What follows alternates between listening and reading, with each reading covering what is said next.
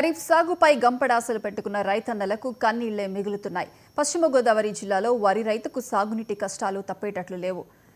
కొటలపర్రు, సోమరాజు చెరువు, ములపర్రు ప్రాంతాల్లో వరి సాగు చేస్తారు. సాగునీరందక రైతులు అల్లాడుతున్నారు. ఎగువన కురుస్తున్న వర్షాలతో గోదావరిలో వరద నీరు పోటెత్తుతున్న వరి పొలాలు బీటలు వారుతున్నాయి.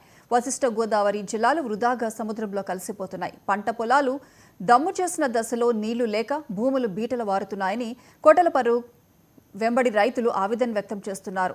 ఆదిలోనే వరి నారుమళ్లు ఎండిపోతున్నాయని రైతులు వాపోతున్నారు. ఉన్నతాధికారులు వ్యవసాయ పనులు ముందుకు సాగేలా చర్యలు తీసుకోవాలని డిమాండ్ చేస్తున్నారు. ఆయకట్టు గ్రామానికి సంబంధించింది మొత్తం కూడా పైనుంచి వచ్చిన గోదావరి నీళ్ళన్నీ కూడా పైనుంచి వచ్చినదంతా కూడా సముద్రంలో కలిసిపోతుంది. మేము చాలా ఇబ్బంది పడుతున్నాం. ఇదిగో వర్షాకాలం అయినా సరే మేము నీళ్ళకి ఇబ్బంది పడుతుంది. పల్లవ చేలు అయినా సరే మాకు సరైనటువంటిది నీరు సదుపాయం మాకు కుదరట్లేదు.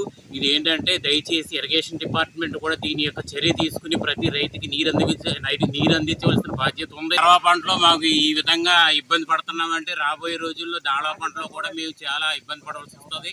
ఇది దయచేసి రైతులందరూ కూడా కొంత నీరు సదుపాయం ఉండేలాగా.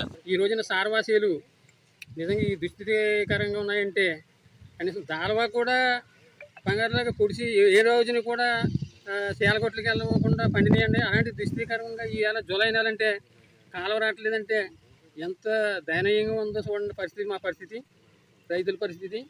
కొన్ని నీరు లేదండి, నీరు ఉంది. ఈ రోజునే గోదావరి జిల్లా, మా పశ్చిమ గోదావరి జిల్లా ఈ సిద్ధాంతం గ్రామంలో ఏడుదరి కాలువలో ఫుల్లుగా వదులుతున్నారు. మరి మా కాలువ రావట్లేదు. ఇది ఏంటో ఈ అధికారుల నిర్లక్ష్యం వల్ల ఇలా జరుగుతున్నాయి. మా అధికారులు ఎవరు పట్టించుకోవట్లేదు. ఇరిగేషన్ శాఖకి మేము హెచ్చరించుతున్నాం. ఆ గోదావరి సముద్రంలోకి జలాలు వదులుతున్నారు తప్ప మాకు పంట కాలంలో రావట్లేదు. స్థానిక ఎమ్మెల్యే కానీ